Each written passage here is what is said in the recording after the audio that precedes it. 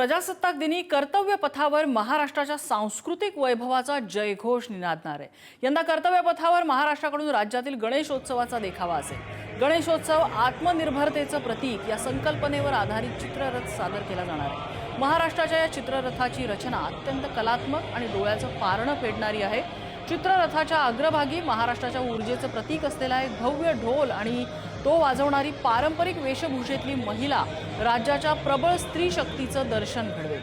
चित्ररथाच्या मध्यभागात गणपतीची देखणी मूर्ती साकारणारा मूर्तिकार आणि विसर्जनासाठी निघालेला गणेश भक्त दर्शवण्यात आलेला आहे। चित्ररथाच्या शेवटच्या भागात महाराष्ट्राचं श्रद्धास्थान असलेल्या अष्टविनायक मंदिराची भव्य प्रतिकृती साकारण्यात आली असून सांस्कृतिक बाबींचं सुद्धा बारकाव्यांसह दर्शन घडवण्यात आले। या चित्ररथाच्या दोन्ही बाजूला पारंपरिक नऊवारी साडी परिधान केलेल्या महिलांचं लेझिम पथक असेल।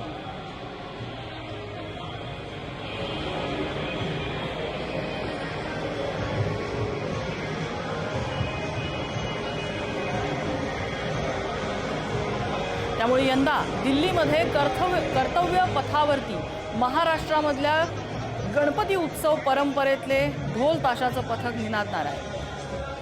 गणपती उत्सवाची परंपरा आत्मनिर्भरतेचं प्रतीक अशा आशयाचा हा महाराष्ट्राचा चित्ररथ असेल।